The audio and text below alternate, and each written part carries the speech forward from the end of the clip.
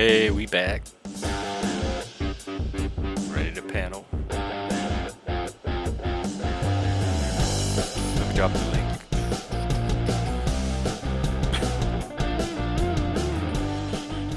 Hey there, hey there.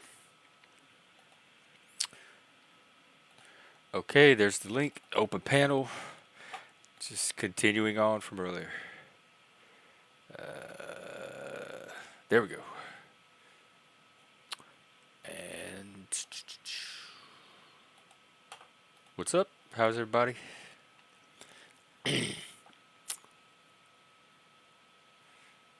I am sorry, I'm making last minute tweaks and then I will check the news of probably which I did check it. I just remember there's nothing. No news. Um I'm just gonna hang out till the people show up. Anything you guys want to talk about or hear about, know about, think about,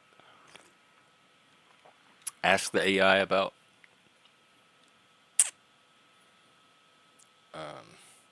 I had a pretty nice day. It was Bilbo Baggins' birthday. We hung out here. Ow. We did more of the cool conversations that I like. And I'm ready to do it again.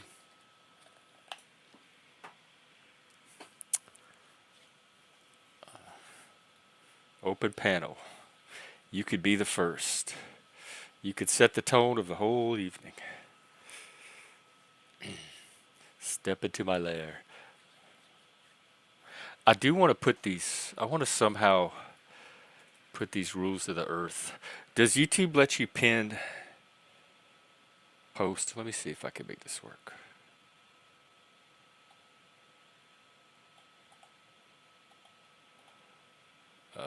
Hey, Alan, what's up? Is that I can't tell if that is a dancing queen or a mage. The little StreamYard is really bad with the icons. Some of them don't even show up. The emoji, what do you call them? Emojis, emojicons. Dancing, dancing queen. That's what it is. I just looked at it on YouTube, which is dancing. I love to dance. Do you spontaneously dance? I do that all the time. My friends thought it was so weird. Like when I moved out of Louisiana to like Vegas and other places, people thought that was so weird that I would just randomly dance. But I mean, I rock. My body likes to move. I want to see if there's a way to put like a message or something. Like I've seen some channels where they like have a way to put rules that let you know the chat rules. I want to add these satanic rules. Anyway, I'll figure it out later. Um,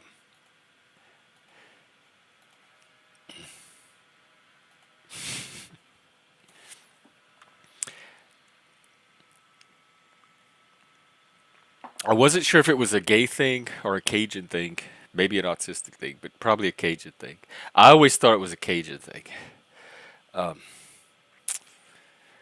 Because even at the gay bars, I really wasn't I'm. That is where my whiteness really shows. I am very white and autistic on the dance floor. Well, it's actually these are Satan's rules, not mine. Being the anti-authoritarian, the good anti-authoritarian Satan that I am, have to obey him. No, it's the 11 Satanic Rules of the Earth by Anton Sandor LaVey, and I'm gonna repurpose a few of them to the three Satanic Rules of this chat, which is when in another's lair, show him respect, or else do not go there, which means if you can't respect my show, don't come here. If a guest in your lair annoys you, treat him cruelly and without mercy. I've been doing that. And that's a rule for me, not for everybody else. So I guess that's not even one I need to include. That's just to guide my own response. And then if someone bothers you, ask him to stop. If he does not stop, destroy him. So I guess those would be the two rules. It's basic. It's there was a book. Let me see when it came out.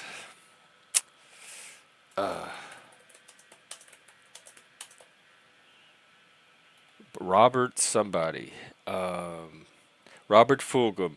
All I really needed to know, I learned in kindergarten. It was published in 1986, and it was real popular for a while in my generation. And I feel like any rules that I have here are like not much different than rules people should have learned in kindergarten. Oh, thanks. You were the second person to say that, unless it was a sock account, but I don't think it was. Thank you. It's it's coming up on bottom of the laundry day, so you might see a few creative outfits in the next few days while I stretch it out. Okay, let's see what's going on Twitter. I really haven't been spending a lot of time on Twitter. I used to get it mainly for news.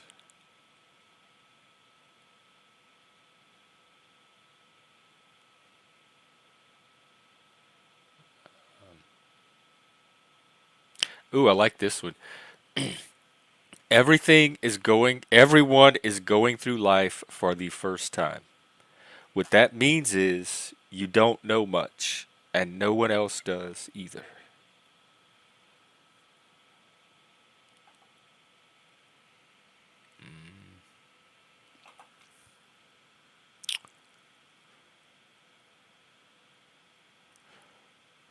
No, I don't see much on Twitter either. My X is even in your name. The X, yes, it is. I still call it Twitter. So here's my question: what is a tweet? What do people call tweets now? Because you know what? If I say Twitter, people are gonna know what I'm talking about.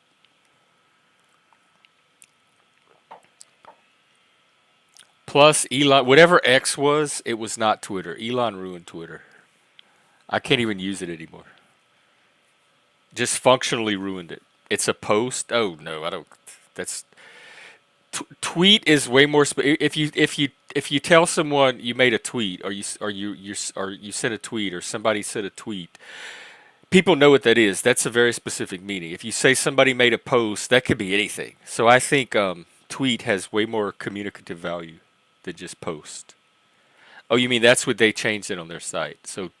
So to people on Twitter, it just says post. But to when you're describing Twitter, I think tweet still has use at Twitter. And I don't like people telling me how to talk anyway, so I'm gonna keep calling it Twitter. The language police. It's a branch of the Karen armed services. Maybe not armed. They're armed with indignation, moral outrage, and persistence.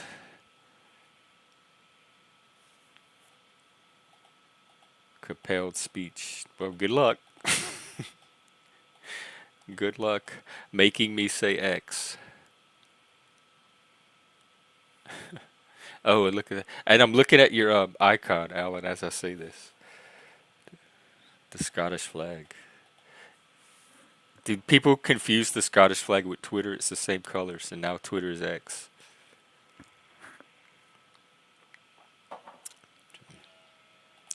Oh, yeah, I was going to go see who's streaming. Oh, TML. Oh, it's a music stream he's doing.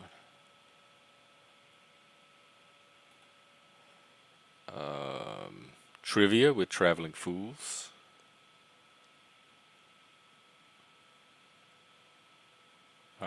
Neurojack is out with Hank and somebody else that I don't recognize. That's about it. Wow, not really a lot of people streaming tonight, which means I have the Panelverse all to myself. Hey, Spike. Good to see you. Did Twitter? Did Twitter ever chirp? Oh yeah, oh, I believe me, it's your trolling is very refreshing compared to the fare we've had around here lately. But that's a joke, right? About chirping here. Okay. I'm well, let's pull up the AI and try to play around with it.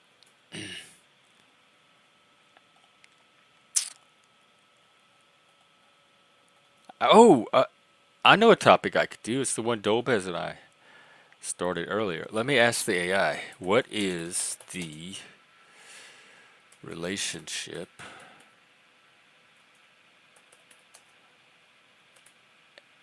and or correlation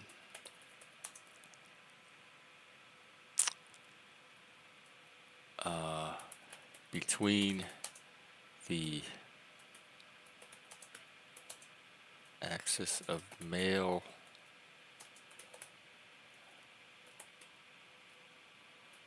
female and the axis of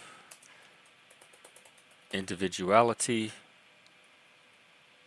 collectivism.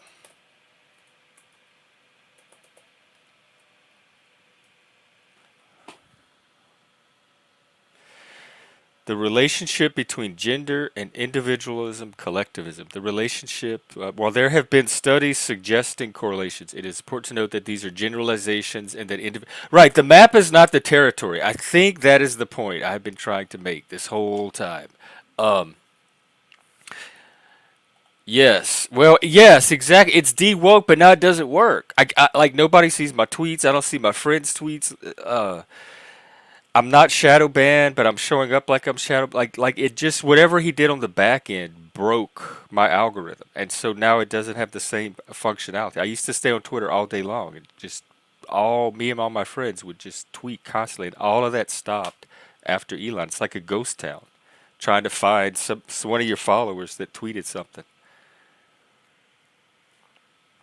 And then, like, I used to get a lot of replies that their entire conversations would happen in the comment threads. And that never happens.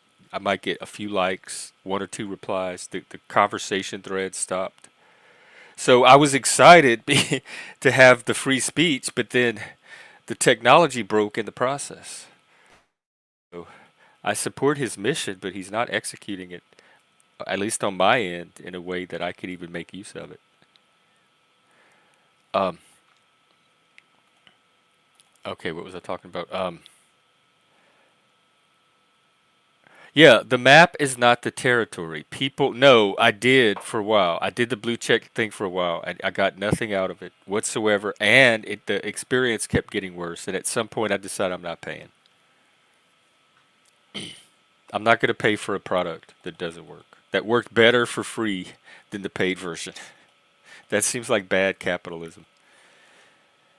Um, People use data. They use studies, whether it's disparities, like sentencing disparities or whatever, and they think that is a map to an individual psychology, and they think it's a superior representation to getting to know the individual or the individual situation. And even as far back as Socrates, way back in ancient Greece, his epistemology was that the eyewitness is epistemologically superior to somebody more removed from the situation. Somebody closer to an event or a situation is going to be a better source of information than somebody that's viewing it remotely. So I don't know if it's resistance to focusing it. Like science would focus everywhere. Science would focus on all the aspects and try to synthesize them into some hypothesis. Um, so I don't know if it's um, resistance to focusing on the individual, like if there's a reason that's not being done, or they just don't know how, like seeing at that, zooming out to that data level, that map level, is now as far as they go as when taken in reality. But that is not the territory. That's just the map, and it's a very rough map. So if you care about reality, you have to go at least a layer beyond that. Um, so it says important to note that these are generalizations and individual experiences may vary greatly. Key points to consider: historical and cultural context. Historically, certain cultures have associated masculinity with individualism and femininity with collectivism. I think I'm one of those cultures because in my mind, I have them associate, but it's psychological femininity, not necessarily biological femininity, but psychological femininity encompasses like mostly women and soys and the gays and the Jordan Petersons and those type of psychologically feminine people. I associate that with collectivism, but now that I'm thinking about it, Jordan Peterson is somebody I would associate with individualism, like feminine individualism. These stereotypes, however, are often rooted in societal norms. Yeah, okay, so, and expectations rather inherent biological differences. Yeah, I'm only talking about the conceptual level. Um, the specific manifestations of individualism and collectivism can vary significantly across cultures. Some cultures may emphasize a more hierarchical form of collectivism, while others may prioritize a more egalitarian approach. That's a good point. Even within collectivism, um, and I guess individualism, there could be different types, and that would like maybe distribute the gender differences in other ways. Some studies have found that on average, women tend to be more collectivist than men. So when Dobez and I were having this conversation, and I brought this up, I said it was my intuition is that the masculine was individualism was correlated in feminine collectivism, and that's what this is saying. The studies that they have done have found that on average, women may tend to be more collectivistic. I think it's the safety in numbers thing. I think collectivism is safety in numbers, and people that feel that don't feel as disempowered and feel like they have the power for individualism takes empowerment. You have to be able to defend your individualism. If you're going to break away from the herd, you have to be able to defend yourself from the herd. And so I think for that reason, it's people that have a more empowered mindset that might tend toward individualism. Um, and for some reason, I don't know why, I can't remember another time in history when they've been more empowered, but for some reason, I think women feel subjectively disempowered. All right. Let's see. It's important to oh, wait, hang on.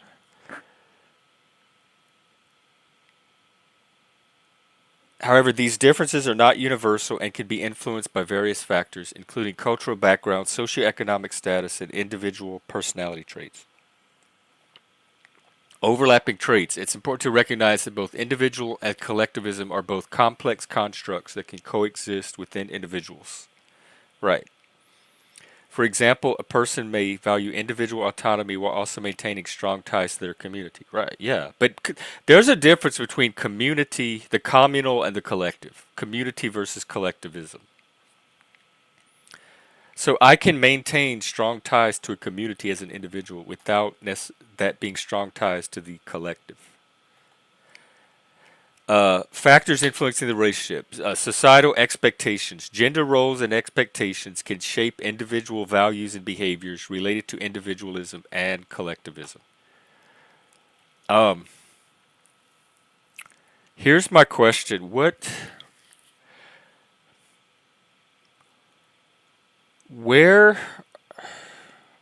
a lot of this seems to be nonverbal. Where do people get expectations from? Because rarely it's somebody sitting you down and saying, here's a list of expectations.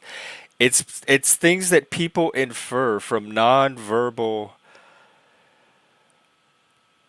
cues in their environment, or are things that they not nonverbal observations that their environment that they put into a story or narrative about perceived or assumed expectations. So there's a nonverbal component to all this. nobody told me what my societal expert ever. The one thing they might have told me because of the giftedness was that people kind of assumed I would do well in school, and they assumed I was the kid that was told you could be anything you want, anything you put your mind to. You could be a doctor, a lawyer. Like they just assumed that because of the intelligence, I would naturally be successful, do something great and amazing. It wasn't necessarily an expectation, and I didn't feel pressure to live up to it. But I think people made assumptions on that. So I'm really curious to hear from either neurotypicals or people from other cultures about this expectations things and how you know something is an expectation rather than just you're assuming it's an expectation. Personal experiences and not to mention, so what if somebody has an expectation of you? You're both equals. You have expectations of them as well. Nobody's you don't have to meet somebody's expectations just because they have one. You get to choose and decide all of that. Personal experiences, individual experiences such as upbringing, education, relationships, yeah, and cultural context, sure. In conclusion, while there may be some general trends, the relationship between gender and individual collectivism is not a simple one. Okay, I'm actually more interested in expectations now, and I'm going to start by asking the AI, and then I'm going to read comments. How does one know expectation is? They so often seem nonverbal.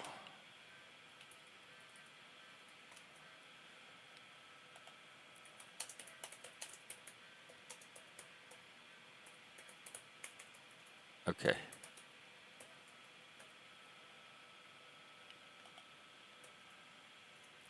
All right. Let's get some chats.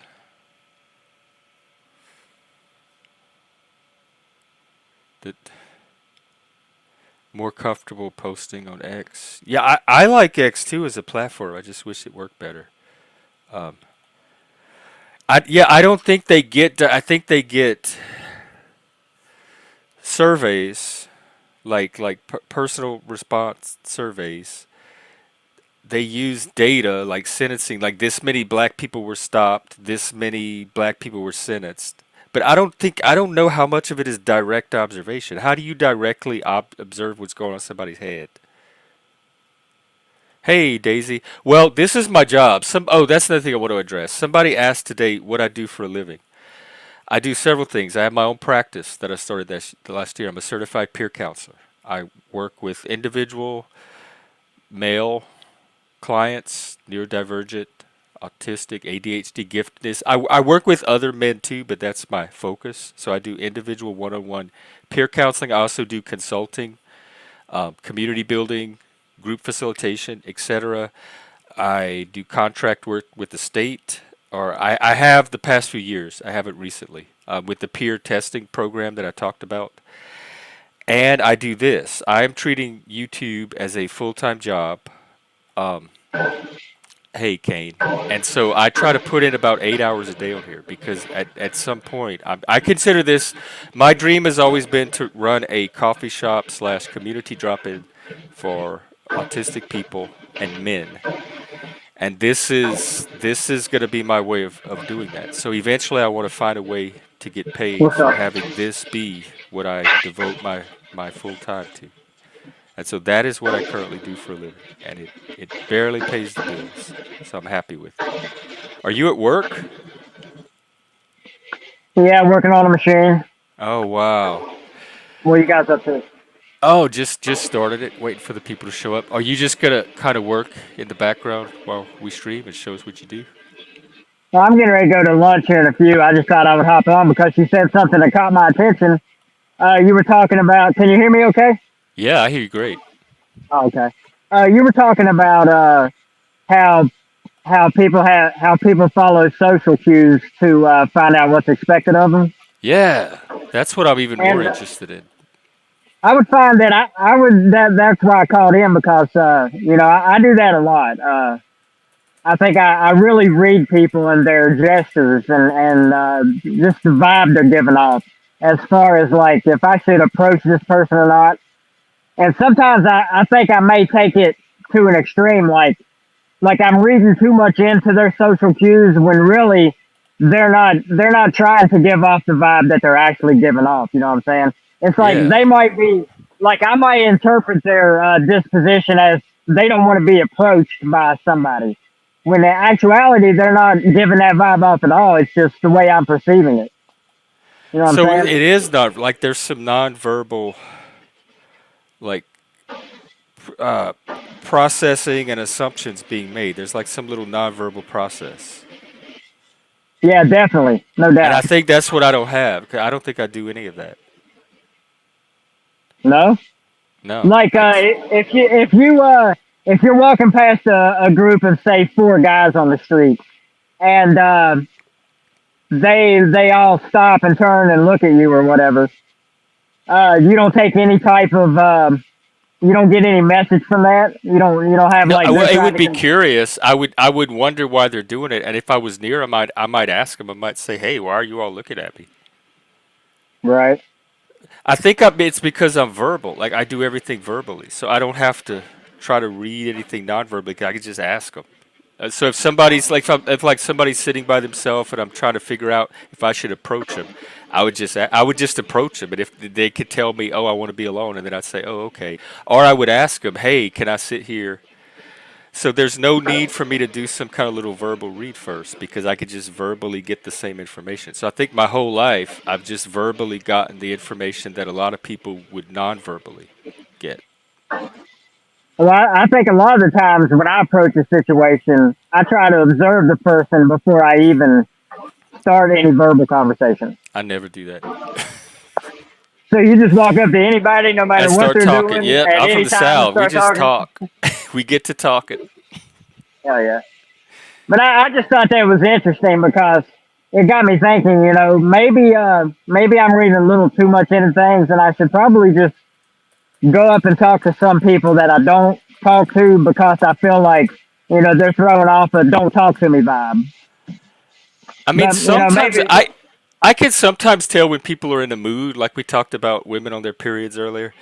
I can sometimes tell when people are in a mood, but then I will ask them. I'm like, "Oh, are you in a bad mood?" Or you seem like I'll comment on what I observe and start a dialogue and try to find out why they're. So sometimes I pick up on moods, but then I almost immediately start verbally talking about them. but Men tend to have little incentive to be collectivists. Men band together well. Like men can make groups and work in groups really well, but I don't necessarily know they do it in a collectivist way.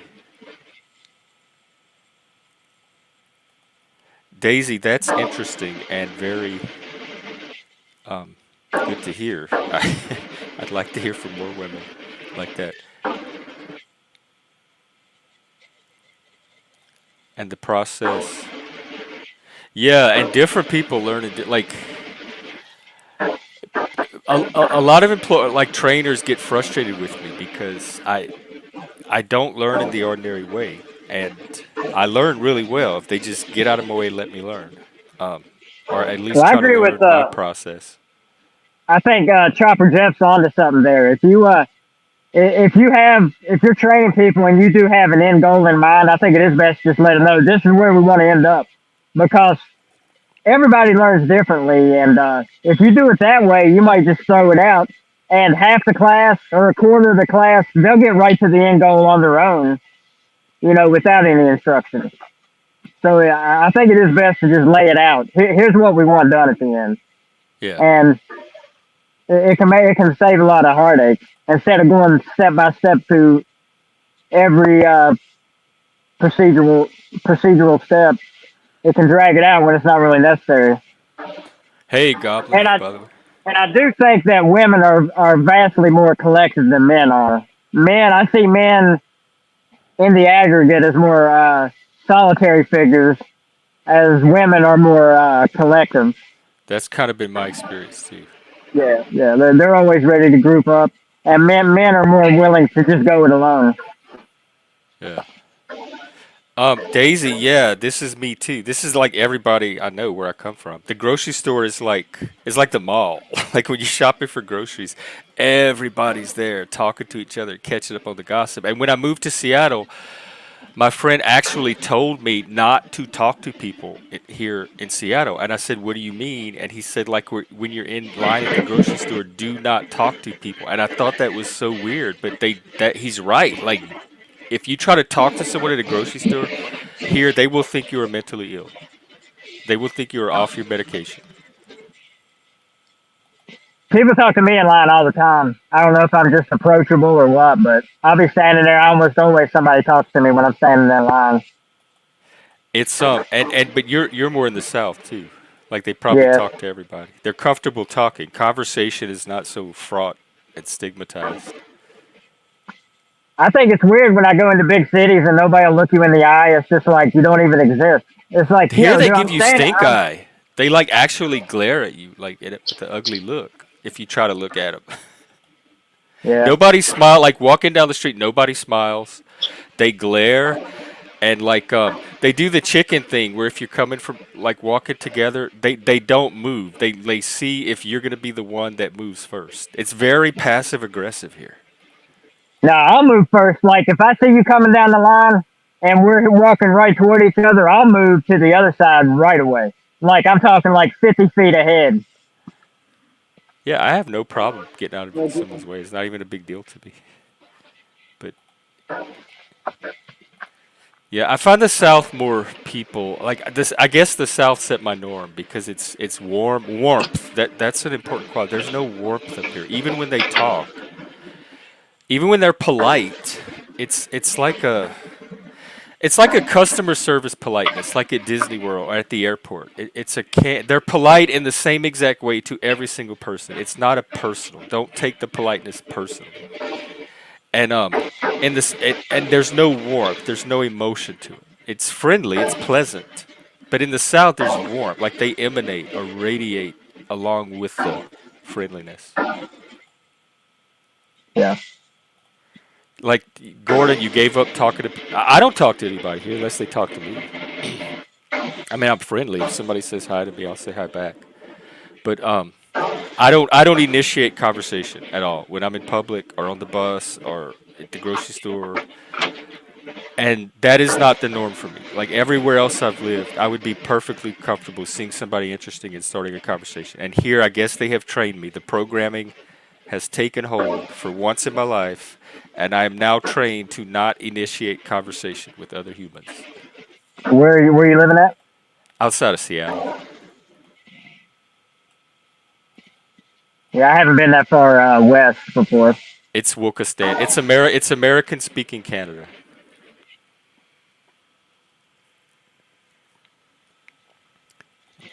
Yeah, I don't. I wouldn't really like to live in a place where strangers aren't friendly. It's very weird from somebody from the South. And not only that, they hate Southerners. Like there's so much Southern prejudice and stereotype and animosity here. The way Oh they get well, I they was on a panel associate it the with other night. ignorant redneck Republicans. It's like the South is one big Confederate flag, and it represents every single thing they hate. Well, I was on a panel the other night, and I mentioned that I'd been in several street fights over my accent, and somebody couldn't believe it. Was that you? Oh yeah, we were. Yeah, was this in the South that this was happening?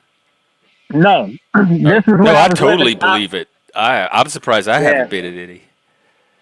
yeah. Well, I was living in Wisconsin at the time, and I went to a bar there and sat down. And as soon as I ordered a drink, the guy sitting beside me, he's like, "You ain't from around here, are you?" I said, "No." I said, "No, I'm from." I told him where I was from, Virginia, and he's like, "Oh, I guess you have sexual relations with your sister." Oh, And I maybe it said, was. "Ha ha." I'm like, "Yeah, I've never heard that one before. That's super original. That's That's kind so of bold original, to say buddy." to a stranger. You That was sleep with. literally the first thing he said, and it was based entirely on my accent. Do you think it was with malice, or was he like trying to joke and break the ice in a really clumsy, awkward way? No, I think he was trying to be a prick because he was Yeah, half that drunk. that's He was half drunk, and he just didn't like my accent for whatever reason. that And tribalism. I just laughed it off and sat there and kept drinking. But he just kept on with the southern uh, with the southern stereotype poking, just sitting there poking at me. I kept calling for like 30 or 40 minutes, and then eventually I'm like, why don't you just shut the hell up and let me enjoy my drink? You know? And as soon as I said that, the bartender was like, I think you've had enough. You better leave. Oh, you were the instigator. You were the No, troublemaker.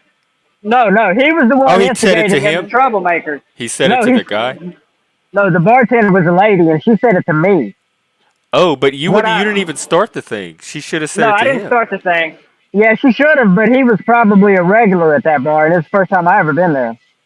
Well, she wasn't being impartial.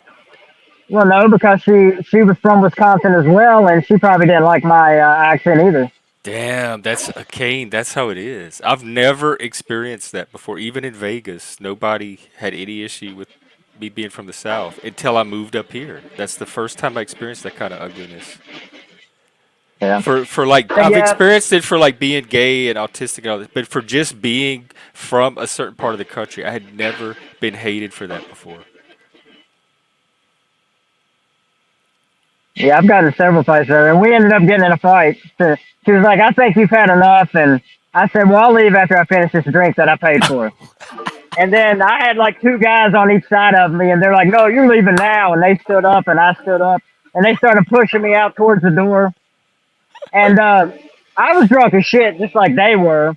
And it ended up there was three of them, and one of them pushed me, and I grabbed the guy in front of me and just locked up on his arm and started twisting on it. And he was like, he started yelling, "Get this guy off of me! Get this guy off of me!" And one of the guys from behind pushed me. I just remember I was on the ground, and all three of them were like trying to kick at me, so I just stood up and started walking off. And then they started throwing snowballs at me. That was my first experience at a bar in Wisconsin. Oh my god. Well, Yeah, people that people are super judgmental. I don't know what it is. but these are the ones that pretend like they're not. They're enlightened. They're socially But yeah, enlightened and above right. everybody else, but they're such hypocrites. If you would tell this story and you would lay it out, but not tell who was who, people would just assume that it was the Southern redneck who started the fight, Pro- not the well-spoken Northwesterners. yes. 100%, Mr. Accord. There is no way. When I left, I lost my job 3 days before lockdown. And when that happened, and I started like zooming and figuring out how to do it online. And when that happened, I said I am not going back out into that ugly, nasty, dystopian, DEI infested workforce world. I'm gonna find some other way to make a living, and I'm doing better work than I've ever done at an actual job. And it's the work that I'm best at doing, and I don't have anyone telling me how to do it. I can do what I know how to do in peace, and this is the path by far. This is the best job I've ever had, and I hired myself for it. Hell yeah, nice. I mean, I like this job. It's pretty nice. I'm to myself, and I just get to work on machines, make pretty good money. I make like 70 an hour when I'm getting overtime, so it ain't bad. Oh yeah, that's pretty good. And then you're trying to stream too, like you're trying to I just work. did a work stream. Oh, I you just did a work streamed like a stream. little, yeah, I just streamed like a little 10-minute video. I was testing out some new settings. I wanted to see how the sound set it on here, and I got like a little flame background I was wanting to try out. But I went to the Uh, video to see how it looked on YouTube, and I couldn't load it. I don't know if it was like too soon or something, but oh, let me it see. went. I think I saw it actually. It's just You want like to I play think it? it's like an 11-minute video. No, it's boring as hell. I'm just standing here like I am now. Oh, okay. Yeah, I see it. But Open panel quick work stream. yeah, 11 can you minutes play it 31 though? seconds.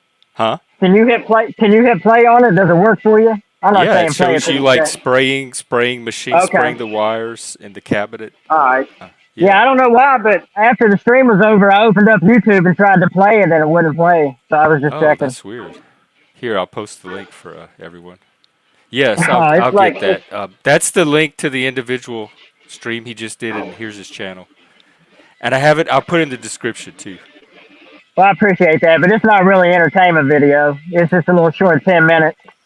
Yeah, but it How do you how you like those flames in the background? Oh wait, hang on. Let me here's his channel. I didn't even notice. Oh my god. That is that from Evmux? No, I switched over to StreamYard. That's in Oh StreamYard. yeah, I like that. I have a flame background too that I use. I like the Uh, flames. yeah, it's pretty sweet. Yeah. No, that's just a little like 4 second video I took, recorded off of something.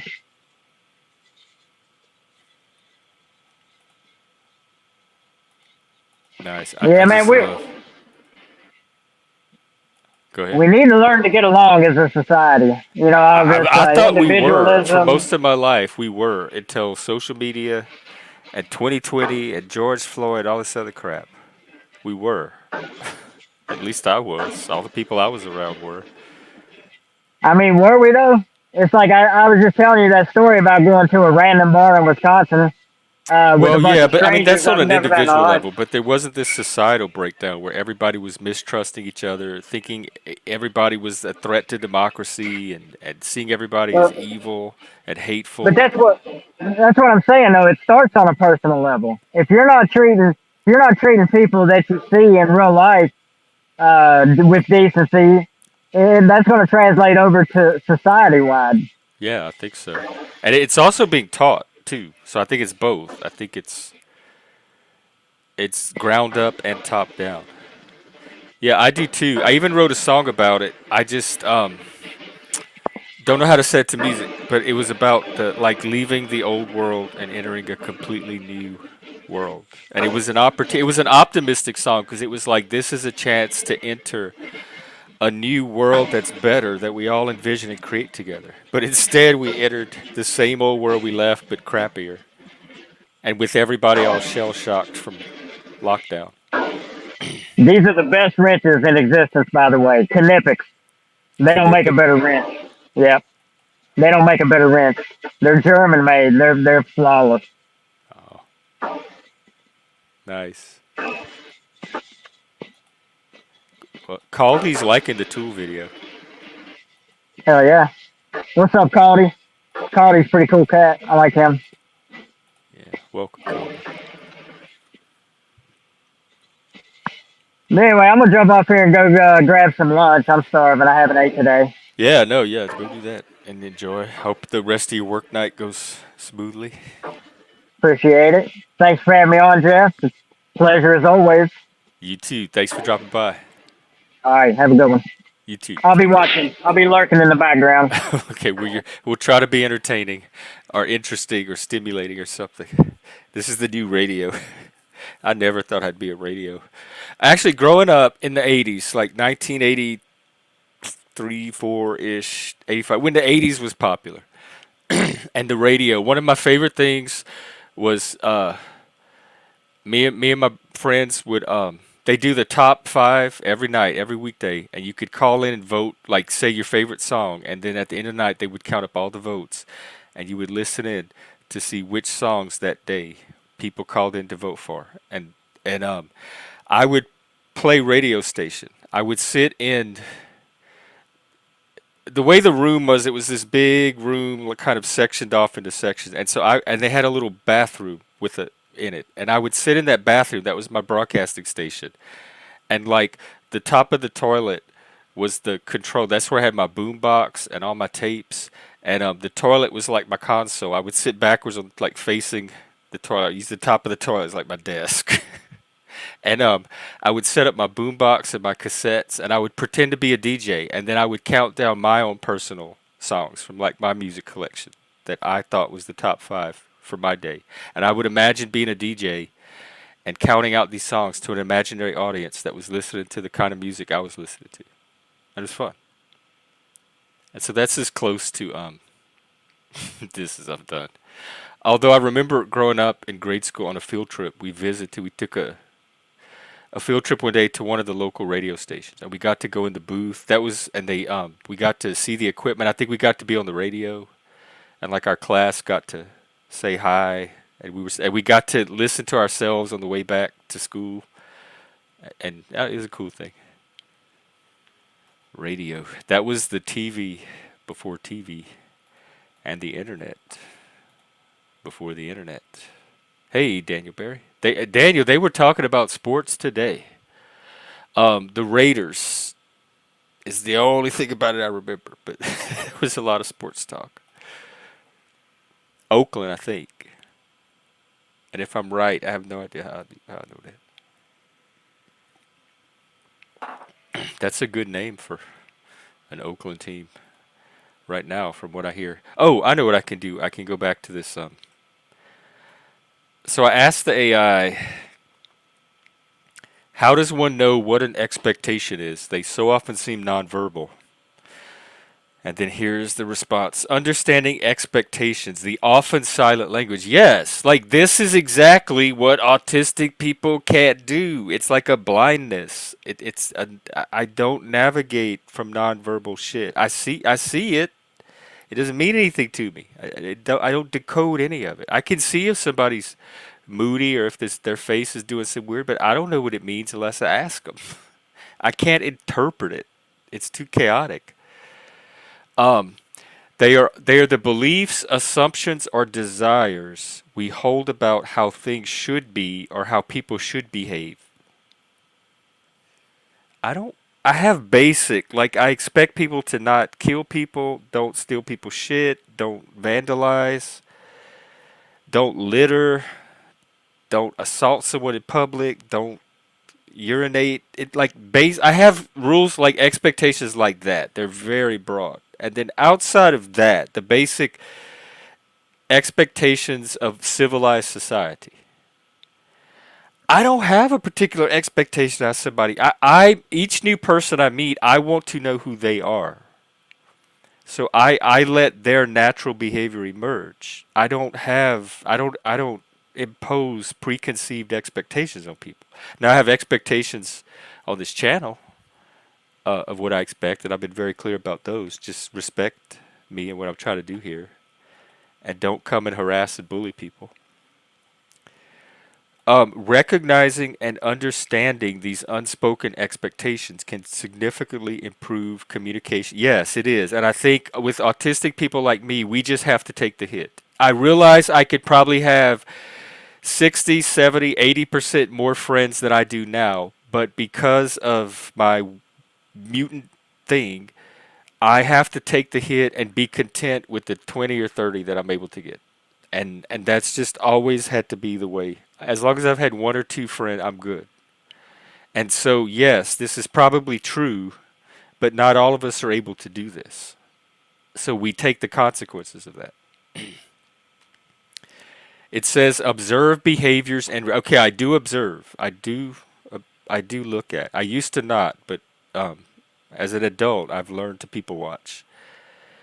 Inconsistencies. If someone's behavior doesn't align with with what you think they should be doing, okay, this is where I'm caught up.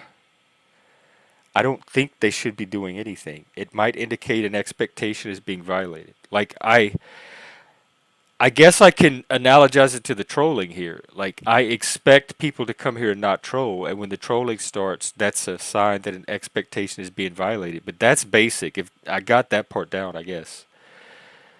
And the other one is emotional responses. Here we go.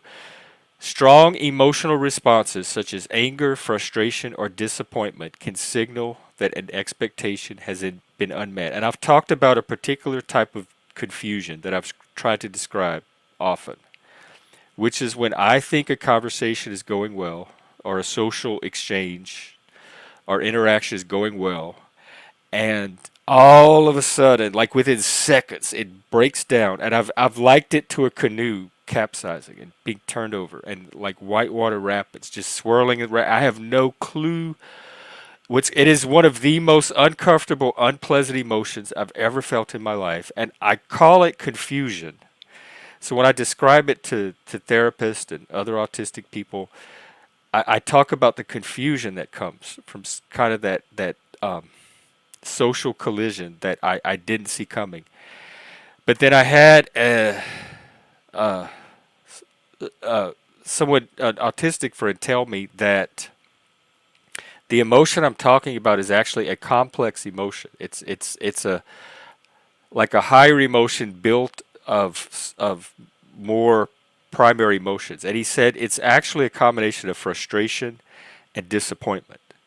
And when he said that, I thought about it, and that's exactly what it is. The reason it feels so strange is that it's multiple emotions kind of all coming together at once. It's frustration for not being able to execute the communication that you thought you were doing, that you had no indication that you weren't doing, and disappointment that I feel I absolutely hate when those breakdowns happen. It tears my soul apart inside. I hate hurting people. I unless I'm intending to, I hate being the cause of other people's misery. And to see breakdowns happen and to know that I'm the cause of the emotion this person is going through now, that tears me up inside. And it even more so because there's absolutely nothing I can do about it if I tried. Like I could spend the rest of my life studying it with a microscope and there's nothing I can do to increase the likelihood of it not happening again. And so it's been my whole life like that. I know that there's like a expiration date on almost every friendship I have, and it's going to happen quickly. Um, my friend, a really good friend that's lived with me for many years, said I was like a dryer plug. Like you have the normal extension, like plug-ins, cords, electric cord. You plug your appliances in, and then you have like the orange outdoor cord, and then like your dryers come with that big prong plug that fits in that special socket. He said that's what I am, and that people that don't have the right socket for, I'm going to overload them. It's just going to happen, and I know that, and so I have to take my friendships when they come while they last. Let me catch up on comments before I go further. Podcast or today's radio?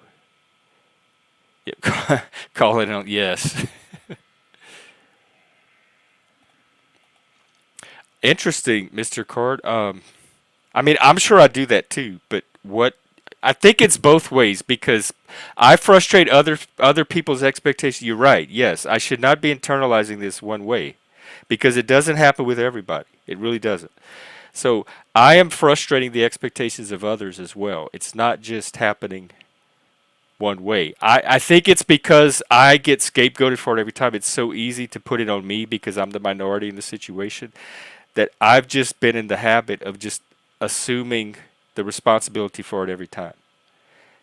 And some of those, a lot of those expectations, I believe, are cultural. Like there's no way I can communicate how different South Louisiana culture is from the rest of America. Like I didn't realize to the degree that because some of this stuff that happens, like in Seattle, when it happens, a lot of times I have the feeling that you know what? I bet if my brothers were up here, or my sister, or my family, like I think it would be happening to them too. I really do. I think it's a cultural. I wonder how much of it is me and how much of it is regional.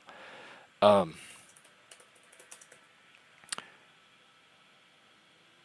Let me pull this up right quick. Yeah, some of you may be familiar with this map. Colin Woodward.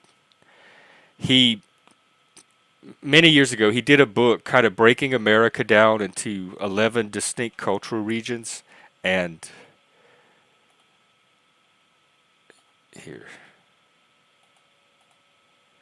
And so look, the deep south, this is the south, but look down here, this dark blue part called New France in Louisiana. This is a very distinct cultural region. It is as different as these other regions. And so I think that people that are unfamiliar that were down here or don't know this culture, because a lot of the things I do that people, um, like I guess that frustrate their expectations, is normal here. Like anybody from here would do the same thing. And so sorting out how much of it is New France, how much of it is autism, how much of it is just personality. Oh, and that's the other thing I wanted to talk about today. I wanted to clear up my profession because there was some confusion around that. And I do not live in a group home. I rent an apartment with a roommate in a normal city. In fact, I've streamed outside my building before. We had a whole parade that passed. So people are making up shit about me and then seeing if it sticks. That's the only, or they're just really, really like cognitively, intellectually impaired. But that is what I do for a living. That is where I live. And you don't have to speculate about my mental health conditions. It's PTSD, derealization, depersonalization, also as the result of some of the trauma. Not major depressive, but there's another type of depressive that can kind of come and go, and it's mild. Um, and then the autism, which is technically PDD and OS. So those are my diagnoses. I'm a peer counselor. I talk openly about my mental health. You don't have to guess or speculate or analyze or make up stories. There you go. Transparency. Just come ask me. So I hope I cleared all that up. Okay, let's see. Pay attention to subtle cues. Okay, that's like telling a blind person to see or a deaf person to hear. I don't think people understand that people on the autism spectrum, this is the one thing we can't do. Like if there's so many traits that we have, but one that consistently shows up over and over is that monotropism, that attention tunnel. Another one is this inability to either notice because they're too subtle or interpret cues. Facial expressions, posture, gestures can convey unspoken expectations. I told you about the time I was kicked out of that group because the lady across from me at the table said that talking with your hands was a sign of violence. And I said, no, I'm gay, I'm from the South, and I talk with my hands. And she insisted, no, it meant it was an indication that I was potentially violent. And nobody in the group felt safe with me because I talked in my hands and they kicked me out of it. It was a mental health committee. For example, a furrowed brow might suggest someone is expecting something different. Like this, like I mean, I make faces. I react. I have facial reactions all the time. And I can usually interpret other people's facial reactions. I guess, like if it's obvious they're reacting to something and they're not using it to like send some psychic message to me. Tone of voice. The way someone speaks can also hint at their expectations. This is why tone policing is so frustrating to autistic people because my body language and my tone of voice is not communicating what most people take it as in their like coding system. I don't even consciously use nonverbal channels. So anything you're getting off of me nonverbally, talk to me about because it may not be signaling what you think it is.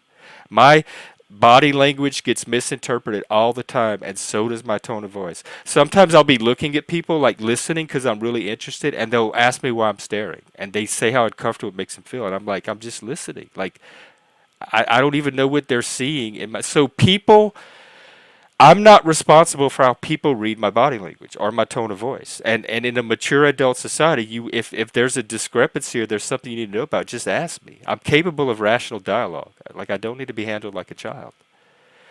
Consider the context, past experiences, and this is where trauma comes into play too, and emotional flashbacks. For example, if someone has been consistently late in the past, you might expect them. Yes, when I say I'm good with patterns, I'm talking about actions and behavior, not so much nonverbal cues as what somebody actually does. I notice what people do. That's very obvious to me. Actions people take are obvious, and that is what I use to make predictions about people. I don't use like if they move their eyelash a certain way or if they twisted the corner of their lip slightly one direction. I don't use that kind of stuff, but I watch actions. Cultural norms and expectations can influence how we behave. Influence, not control, not program, influence, and what we expect from others. And what I'm interested in is how people know. Like if let's say an 8-year-old girl is walking around with the idea in her head, I'm a girl, therefore society expects this of me. Even though nobody verbally told her that, how does she have that in her head? And all the other girls around her have the same thing in their head, even though nobody explicitly told them that. That is what I am interested in, how that happens. Okay, and here's their solutions. Communicate directly. Oh my God. Where did I hear that? I heard that recently, like 2 seconds ago, from my own mouth before I even read it. Ask questions. If you're unsure about someone's expectations, it's often best to ask directly. For example, you could say, I'm not sure what you're expecting here. Can you clarify? I think language and speech is like one of the advanced features of being human. I don't use all this primitive stuff because I'm human and I can use speech. That's one of the reasons I don't bother with this other stuff. It seems regressive. Clearly communicating your expectations can help prevent misunderstandings and conflicts. No, no, no, it can't because I have clearly communicated mine for weeks on this thing, and it is not helping to prevent any of that. Remember, expectations are often subjective and can vary from person to person. Right. That's why I think we need healthy dialogue around it as best we can. By paying attention to behaviors, cues, and context, you can better understand and address unspoken expectations in your relationships. All right. No, I'm just reading the AI stuff about. It started about individualism and collectivism and gender and how that maps out, and then something about societal expectations came up, and that took me on my own track of trying to figure out my own sense of expectations and how other people like, because I hear people all the time talking about the what society expects from women, what society expects from men, or from white people, or this or that group, and I no, I don't have. I don't remember growing up with any conscious expectations, and nobody told me any other than like Boy Scouts teaches you like a code of ethics. The catechism class taught us what was expected as a Catholic, that kind of stuff. But gender and expectations related to my class or my group or whatever, I don't know how people end up with those in their head. That's what I was curious about. And so I was talking to the AI, and then I was associating with some things that happened recently.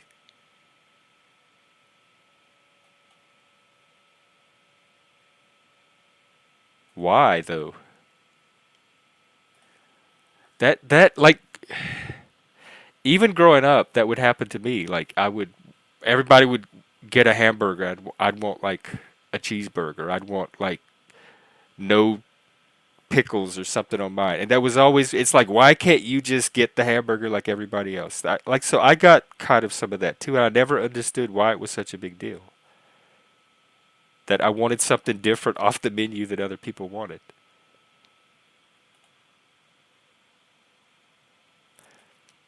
Oh, really? Huh. Call, do you mean right now, this second, or just in general? Because we had that lunar eclipse thing, and I think ever since then, it's just been kind of it was like a wave of drama that crashed through. But drama, really, I've said it before, all it is adults making choices, and then other adults making choices in response.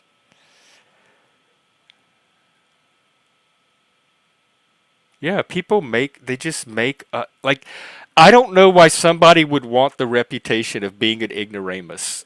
And just making up absolutely wild facts about people and trying to pass them off as reality with no basis behind them whatsoever. That like, are they half drunk? I don't know where this shit comes from. That's what I told her. Like I said, I'm Southern. Like we all talk with our hands, and I'm gay. Have you ever seen a gay person on TV?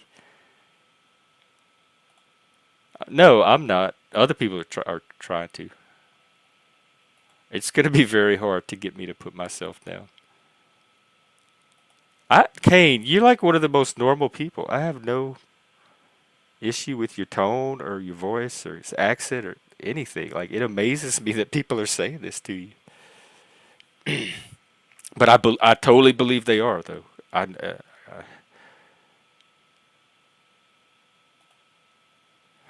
Oh, so you have to like consciously.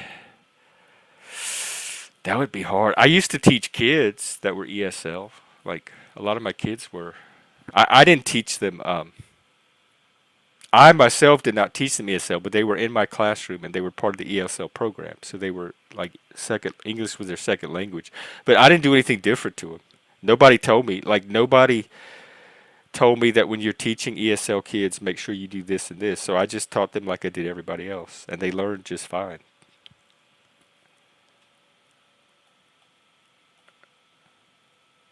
Head, is that true? I want to believe that so bad. Like, is it something that autistic males could just not worry about and stay out of environments where it's important to have that?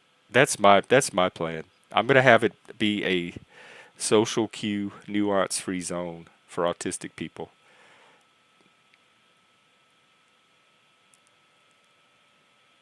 Oh Lord, they don't. I don't think I have any business teaching English. In fact, when I did teach, I taught reading.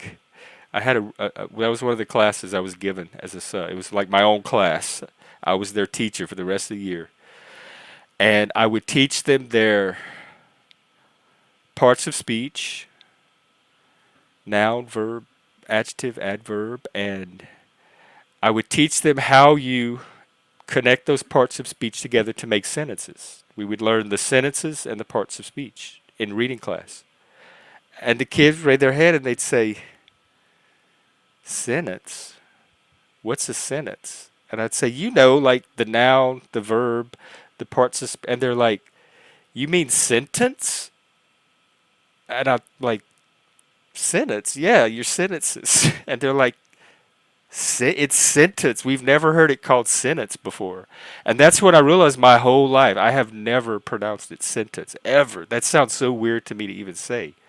They had no clue what a sentence was at all.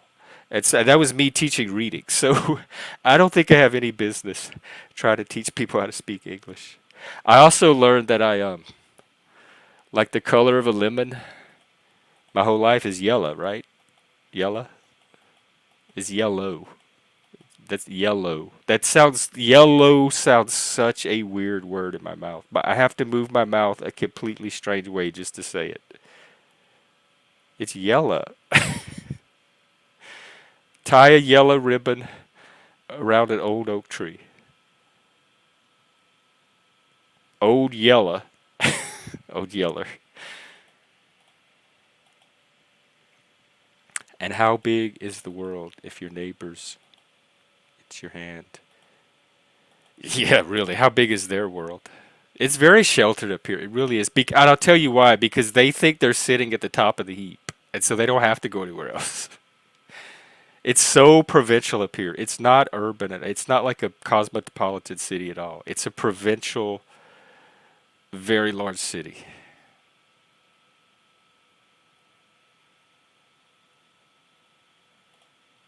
That is, Jax. I'm fine. I'm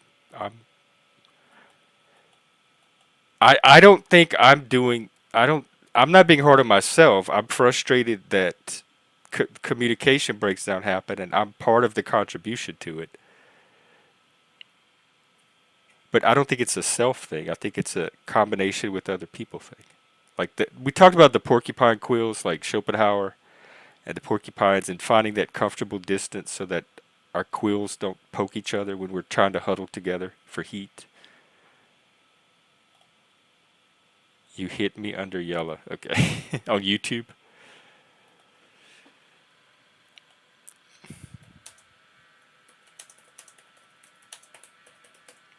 Yeah, that's sad with when your kids have to teach you how to speak English.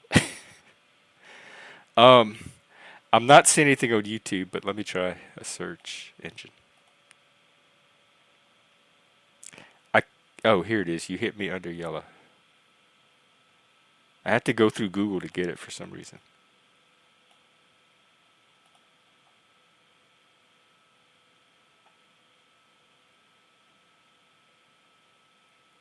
Is this something I can?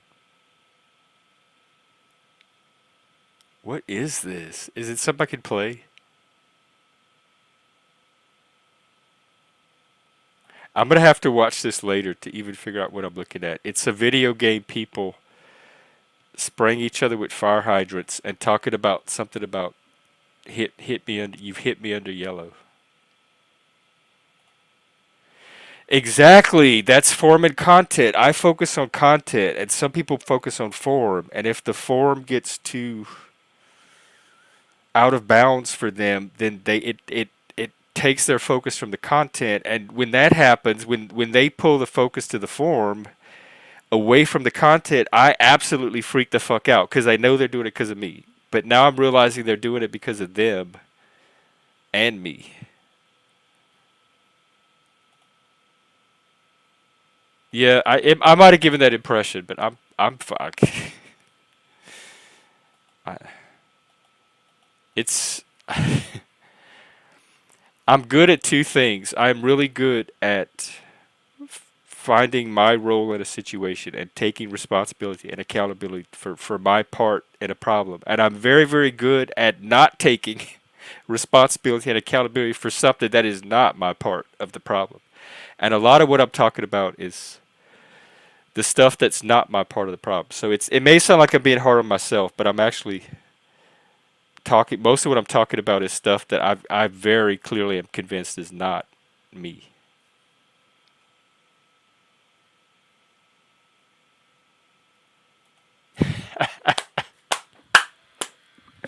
Well, I am a Satanist. I'm a male. I think it's okay. I know male violence gets associated with males, and again, statistics too. And the map is not the territory. Just because this one little part of the map says men are violent doesn't mean that it doesn't map onto all men. But I think every human has the capacity for violence. Women too. Most of my violence has been at the hands of women. Um, I forgot where I was going. Talking with hands doesn't communicate violence, but talking with antlers does. But oh yeah, I guess I don't have a problem with being seen as potentially violent because I think we all are. But I'm not. Like I physical force. I told you, I got my nose broken. He hit me like 6, 7 times. And I never threw a punch back. Physical force usually like it doesn't even enter my mind most of the time. Like if there's a problem, I can go through 100 other solutions before physical force even becomes one of them. So usually I don't even have to default to even the possibility of physical force. So I am not. If people like I told you, the boss that fired me, she had this idea that I was violent and unsafe, and she was worried that I would assault an employee or like hit the refrigerator in the break room. And I have no idea where she got that from. She's never seen me do anything violent a single time. I've never slammed a book down on a desk, nothing. So that was completely in her head. That scenario. That's funny, Lanza. A narrative every time, and it's your room. There must. It is my room. It was trauma. When women get triggered, they lose something called object constancy, and I see that happen here too with me. So in the moment, if I'm triggering somebody for whatever reason, and then they feel like I'm a threat, their ability to remember me as a normal person goes out. Like the stable Jeff that they've known for years and years goes out the window.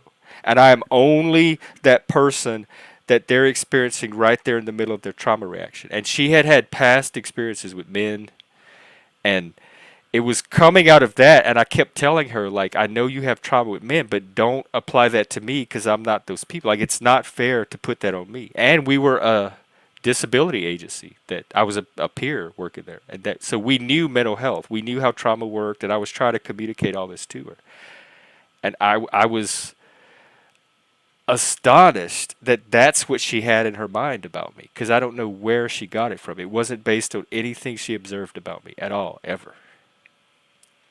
And it led to me losing the job. She couldn't get past that sense that I was some kind of physical threat.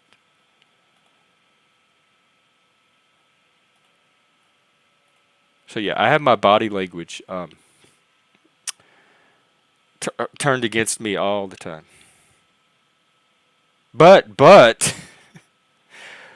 really only since I moved to the Pacific Northwest. I was weird and quirky and eccentric, but it was never pathologized.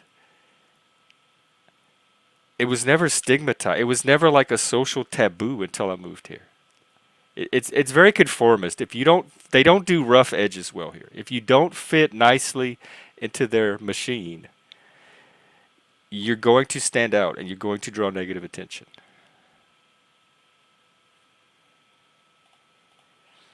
I think that was some of it, and that's why I'm so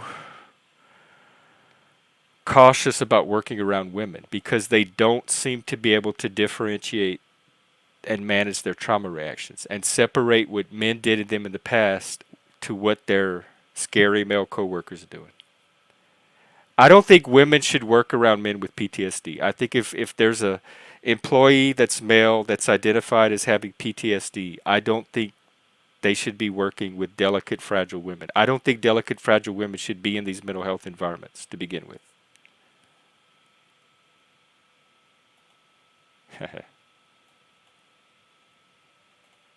Yes, it really, really is.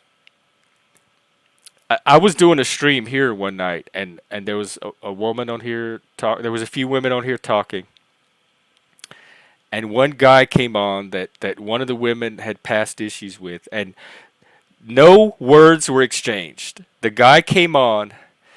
The girl, like her face did, or like some kind of body language changed, and she dropped off shortly after. And then the other women on the panel started freaking out about this guy and all of a sudden attacking him and going out, and all this drama started because they noticed her reaction, and then that was a signal to them to worry about this guy, and not a single word was spoken. All of a sudden all this drama was happening just from women reading this other girl's nonverbal reaction, and like the whole community broke down for days after that. That's one reason, like, I get a reputation for not wanting women on the panel, but women bring a certain type of drama that isn't, I don't know how to deal with. That is beyond my skill set. And so it's better suited on another panel. I have women on here, you can go find numerous streams with women on there. Yeah, also, yeah, she was part of a troll group too, so I didn't realize that till later, but there could be some trolling involved. But the original girl, the girl that dropped off and had that initial reaction, I'm pretty sure she was legit. Yes, the tomboys, the honey badgers, the Gen X women, the alpha women, southern. I have no problem with southern women at all. Like, you can drop me inside any city full, even southern Karens, because I know how to handle it. I know how to handle a southern Karen. So maybe a lot of it is cultural. I just need to get my ass back to the south. I should never have crossed that line. But I was fine in Vegas too. I really was. Vegas was the best city I've ever lived in. That was paradise. But Vegas is kind of a melting pot. Like, nobody from Vegas is from Vegas. There was almost no natives. Everybody was from some other place in the world, not even the U.S. So any random collection of people in Vegas, you're going to have any random number of accents, ways of moving your body. Like, things are so individualized in Vegas. Like, I've never lived in a city more where people focus on an individual and not a group, because it's almost impossible to focus on group in Vegas. There's not a lot of defined groups. And yes, New Orleans too. Those are the two cities that have formed me as an adult the most. And I've said that too. Those are the two cities I find most similar.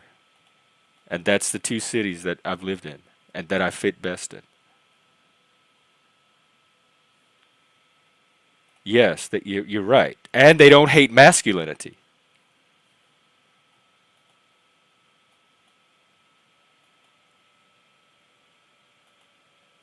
Yeah.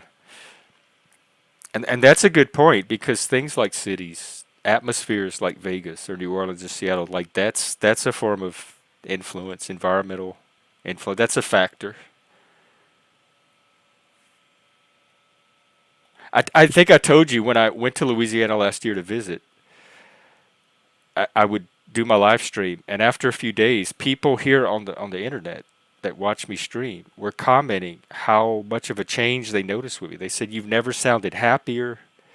You sound relaxed. You sound like you like yourself." I said, "I feel normal being here." They noticed it. It was coming across just me being a different environment and having the influence of that environment. People were observing a noticeable effect on the stream. Oh, is she really a honey badger? I've been looking for more honey badgers. That's they're like heroes to me right now.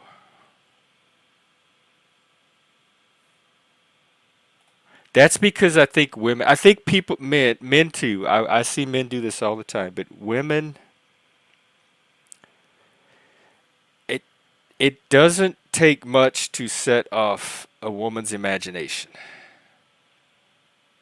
I guess that's I don't really have more to say on it than that. That I think is at the core of it. I love New. I feel so free. It's supposed to be one of the most dangerous cities, and you're supposed to like watch your back and be careful, and definitely don't go walking by yourself or even in small groups in dark places or weird places. But like if you stay in the touristy areas where all the people are, it's very loose and free. I used to go to Mardi Gras parades with crowds and crowds of people. I do like 2 or 3 parades a day. I did 21 parades in like 4 or 5 weeks, and it was so fun and relaxing. I never felt endangered in the crowd. I never felt threatened. I always felt very safe in New Orleans as long as you were in the right places, like you stayed in the right places. I'm familiar with Pearl. I think Andrew Wilson on the Crucible would do streams with her now and then, and she showed up there. And I like some of what she had to say, but I really don't know too much about her. And she was kind of trad wife. The key to Mardi Gras, if you don't want the full experience, Mardi Gras Day, because it's going to be crowded and chaotic. But some people want that full immersion.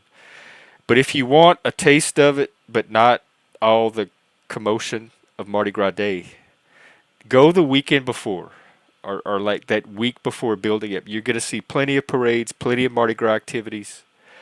You're gonna get most of the feeling of Mardi Gras, and you're gonna avoid the chaos of Mardi Gras Day itself.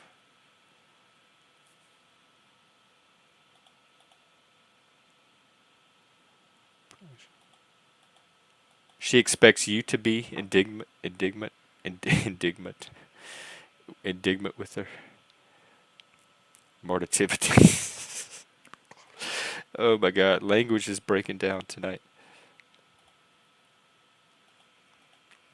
But at effigy, where um, and like I said, I don't know about much about this girl, but where should 20 somethings be getting their advice? Because there's the Andrew Tates, there's the ContraPoints. Like I'm so out of touch with that generation, but I want them getting their advice from somewhere other than some of those people. And so is and really, I don't hear much about Pearl. I don't know how much. Of course, I missed the whole Minecraft phenomena too, so I don't know what's trendy anymore. Um,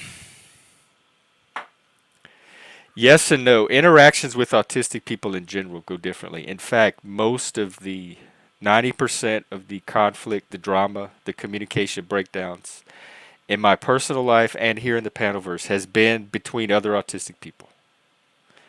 Um, the conflict between a neurotypical and an autistic person, I can usually resolve much more easily than when it's two autistic people misperceiving a situation and neither one able to get out of that theory of mind.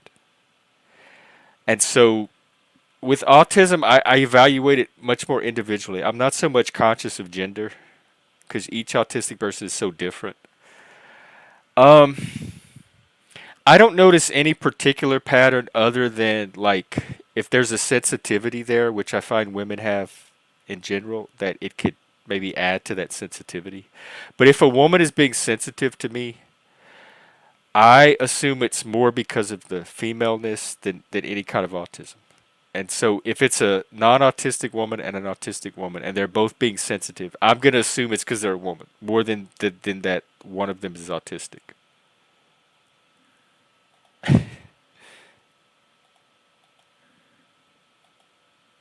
Yeah, I'm a problem solver. That's pretty much what I do too. That's not bad. That's not a bad suggestion. For anything, if you try to do something, go find the people that are successfully doing that thing you want to do and find out how they're doing it. Thanks, Mike. I think by my standards, I am. I think I am. Are you serious? Oh no, this whole channel is. I've been an autism advocate. I've worked in disability agencies. I helped to organize the local autism community here. I've been spurging it for a while. My very first, I'll tell you how the autism stuff came about. Before I even became a peer counselor, my very first, I guess, official foray into mental health was as a volunteer on a. It wasn't the crisis line itself. It was part of the crisis line, but it was called the warm line, and it was like a. You weren't in a crisis, but you still needed someone to talk to maybe prevent a crisis down the road, and so that's where they hooked you up with people like me. And my very first day live, so we had done some volunteer practice calls where you take calls with other mentors. But the first day I was on the phones live by myself, taking my calls with just me. The very first call I got, and our calls were supposed to be about 15 or 20 minutes, and you were supposed to kind of transition them off and do the next call. But you had a lot of leeway there. It was an autistic kid, and we talked for over an hour. And that was the first like official mental health call that I got for just me. And when I got off of that phone, I remember hanging up the phone and turning to my coworkers and saying, "I have what he has. Whatever this like, the conversation me and this kid just had went so differently than the conversations I've been having with all the other people around me."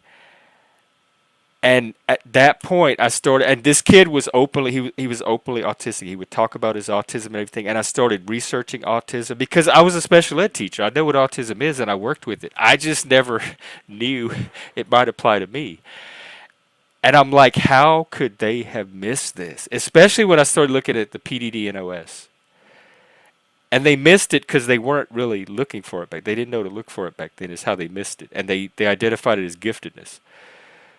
But when that light bulb went off, I started going. I wanted to meet other autistic people, so I started to go to other autistic meetings. They had an autistic social group that would do barbecues like once a month, and all the autistic people would come, and you'd get to hang out in a social environment. And I would show up at these things, and there were grown 40-something-year-old men rocking like this in their chair the whole time. There were people talking with their head. I'm like, this is so normal like I am so normal with these people, and I'm seeing things about myself in these people that I couldn't notice from neurotypicals because they don't have the same kind of, they couldn't provide the same kind of mirroring.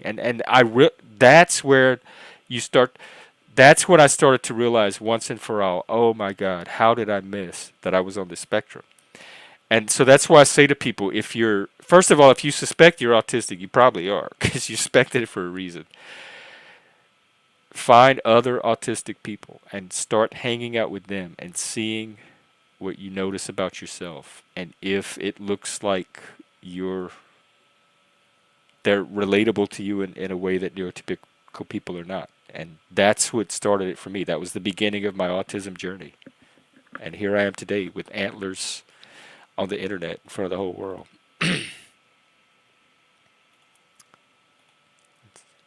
Autism sucks.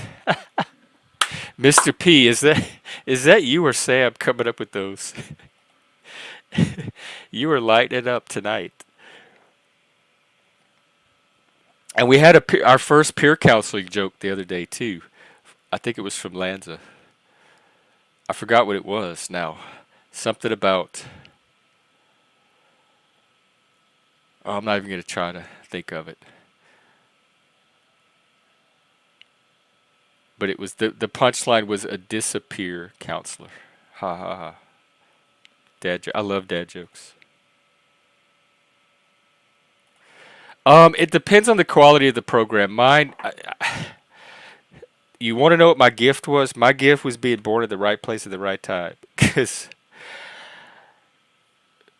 in the we don't have counties in Louisiana, we have parishes. But in the parish I was in, when I started homeschooling myself, they called it truancy. I called it homeschooling. They wanted to expel me, but instead, the school counselor got me a referral to this psychologist that specialized in gifted children. And they referred me to him, and he happened to be the founder and director of a residential program for the gifted at the local university. And I qualified for that program, and I was put into it, and it absolutely saved my life. It turned everything around. I was headed for a rough life, I think, not being able to find any kind of structure in society to fit into. I would have ended up dead or in jail. I'm quite convinced. And so it was one of the first. It was the first gifted program. It was started it was in the wake of Sputnik when they were throwing all this money at education to try to create like make sure we get the best and brightest generation of minds working on this technology stuff, so we could beat all the other countries. And because Russia had just sent their rocket into space, so we had to catch up. And nerds and intelligence and education were actually prized by the government at one point. And so it grew out of that. And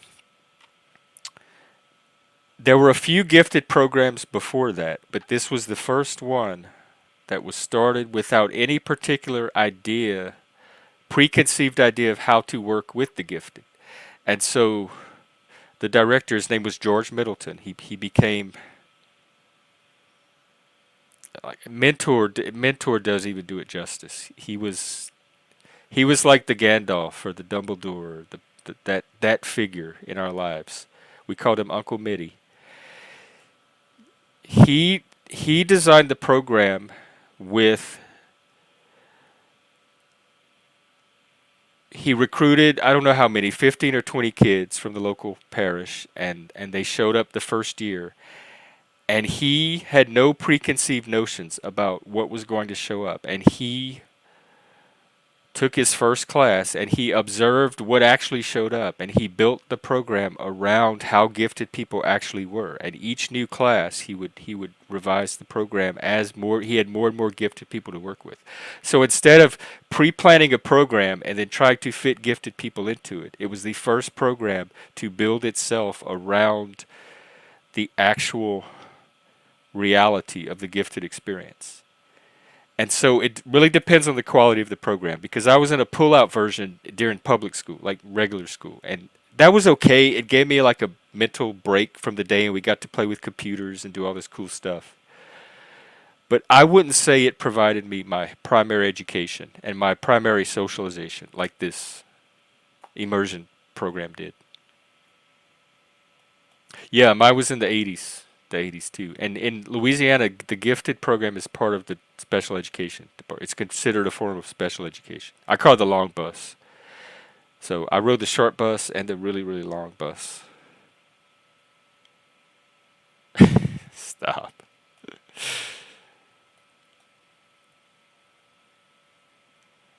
Let's see. Well, ask her.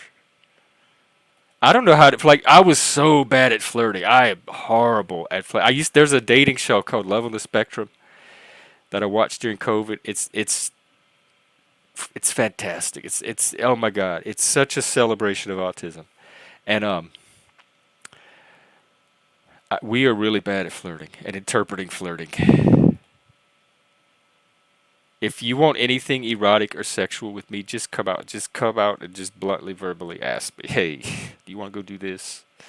Because I won't pick up on it. A guy could have his tongue halfway down my mouth, and I won't even realize that he's flirting with me or into me. Oh, well, that you must have just happened to. happened to watch the three shows where it never came up. I get accused all the time of playing the autism card and like playing the victim with my autism, which I'd love to see an example of. Yeah, that's enough. That's a form of that's kind of its own form of brain damage. Um, Not as an adult because I didn't need a formal diagnosis for services or anything. So just using the criteria in the DSM, my mental health professionals were able to add it to my diagnosis. And really tech like they classified all as ASD, but if you look at the criteria for PDD NOS, that's the one I fit the most, not necessarily the Asperger's. In fact, we can look at the criteria in just a sec. It gives you enrichment, and more importantly, it gives you that's that gifted privilege, and it's getting worse. The woke hate the gifted, and I even have gifted friends that have gone woke and turned against gifted programs. Like the idea that gifted programs are oppressive and racist and elitist. It blows my mind what's happening in the gifted community right now. How the brightest minds on the planet are being taken by this so obviously pseudoscientific swill. It's like if all the geniuses in the world started buying into astrology. That's how weird this is to me.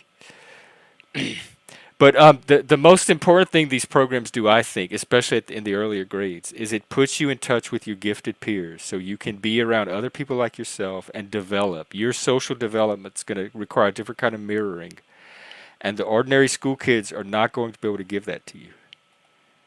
And so getting gifted kids, autistic kids, and socialized with their peer group, their the kids like themselves that are in their age group is probably more vital than anything. And getting them that intellectual stimulation they need. And you want the right level of challenge. So it's not just extra enrichment, but there's an extra element of challenge that should go along with that. Uh, that's what they called it. Oh, Mr. Accord. That's hilarious. Excuse me, autistic girl. Was that a signal that you wanted to date me and you weren't quite sure how to express it? No, I'm just really excited about the planetarium. Oh, my bad. I thought I was going to get me some tonight. It was just the stars. But people interpret me all kind of ways. They think I live in a group home. They think I have some made-up counseling degree, which I can't even. They fought an entire body of Washington state law about a degree that doesn't even exist. That's not even the one I have. These. I don't know if it's like alcohol, fetal alcohol damage, or these are crack babies or what. But I have no idea how the human brain gets as impaired as what I've been seeing on these streams lately when they try to interpret me.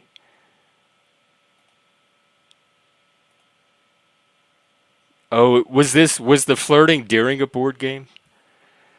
Because that's almost like I can't think of a situation where flirting would be more impossible for me to interpret than a board game because there's so many other dynamics that cross there.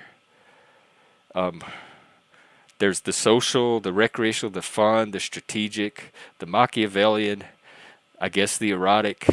And so I would have no way to know what any behavior is during a board game. It could be part of the game. It could be like they do here. They troll and do like fake content and productions, and it like the game could call for somebody fake like fake. Uh,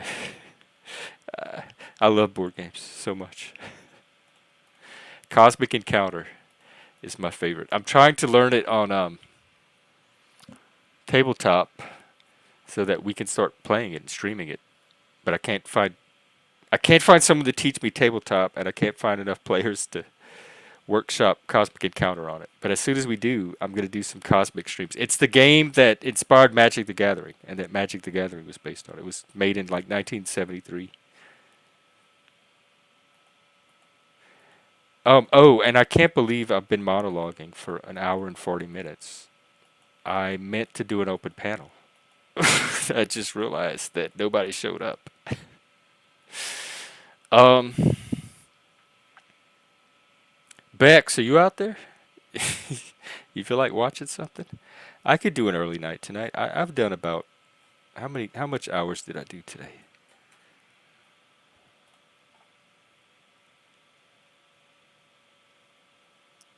Um, I did it like an hour, four, two. I'm close enough to eight, seven-ish, a little over seven. Um, oh, they don't release it all at once like Netflix does. I kind of like that. Like I watched the current reality seasons. Like the current season of Survivor just started, and so you get one episode a week, and you have to wait for it. And Big Brother is running right now, and I kind of like that because it makes you feel like you're part of something current as opposed to just streaming something from the past. And so sometimes it's fun to have episodes trickle out.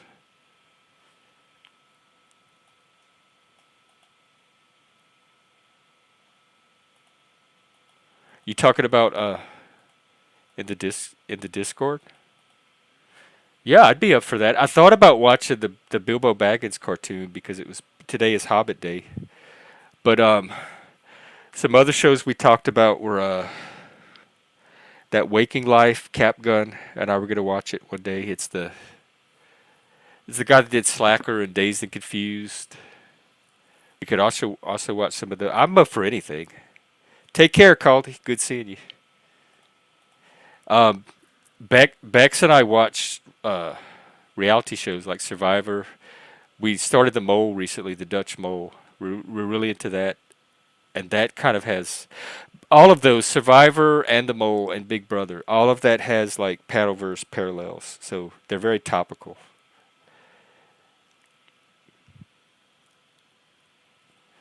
So yeah, if y'all want to watch something in the Discord, I'd be up for that too. Because part of the community, this stream that I do is part of a larger community that happens on Discord. And if you need the invite, it is Gen X Jeff. Just hit me up on Discord, and we watch TV shows, movies. There's a gaming channel. You can game in there. We have chat channels. We have a channel for support. Like if you need mental health support, you can come up the channel. Somebody might be around to talk or chat. We have voice channels. Um, we have topic channels with different information and discussions on different topics. And so the conversations that you see on stream continue on the Discord sometimes. Sometime in even more like in depth and intimate ways. So this is a community project, and the stream is just part of one larger community that I'm trying to get going here. And so, if I'm not streaming, that doesn't mean there's not something going on in the Discord. So if you're looking for interaction with other outliers, check out our Discord too.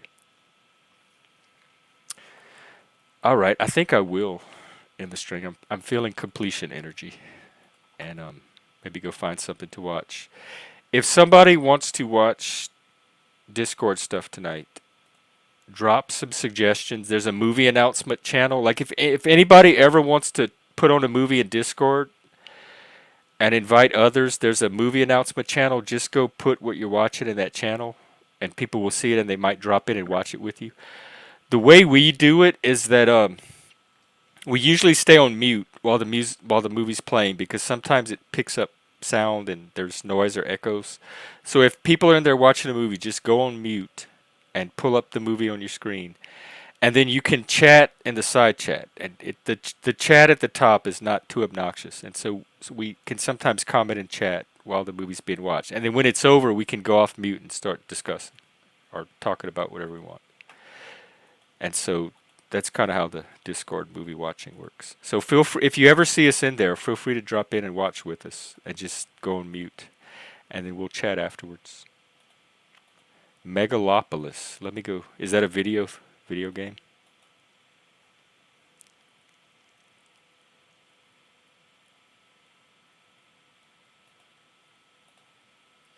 I think did I see Parasite? Is that the one? Oh, oh my God. I tried to watch it. I didn't know what I was watching. I I watched probably about half an hour of it. And I even knew kind of what the plot was from advance. I'd heard a little about it, but and I still didn't know what I was watching. I'd have to give it another. I think I would have to watch it with somebody that could like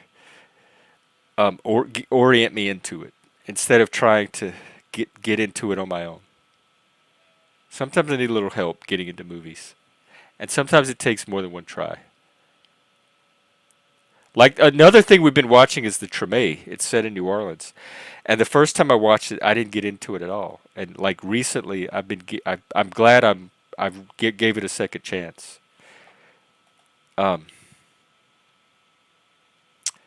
hey, Austin, you are just in time to watch me wrap up, unless there's a topic you want to talk about, or if you want to come on up. But I was gonna wrap up and maybe go watch some stuff in the Discord. I also have there's a lot of like philosophy documentaries, literary documentaries that I show sometimes. Philosophy documentaries. Laurie Anderson has a fantastic series she did during COVID that I try to watch once a year. There's a really good one on Nietzsche and Socrates, Walt Whitman. So there's things like that that I have as options too. So anyway, I guess I'll go get that started. I appreciate everybody hanging out, and we'll definitely do it again. Probably not tonight, although you never know. I think I'm going to try to be responsible and do a sleep thing and then wake up in the morning and get my week started. All right. Take care, everybody. Um, Hit me up on Discord. See you later. Keep being cool and awesome. Happy Hobbit Day and Ice Cream Cone Day. And I forgot what the other days were. Oh, there was a Women Day. Hang on. There was a Woman Day. Um, there was something about women today. I want to feature it. American Business Women's Day. It's also America's business. So all of you female entrepreneurs out there, believe it or not, I do support you. I support entrepreneurship from everybody. So shout out to you and celebration of you.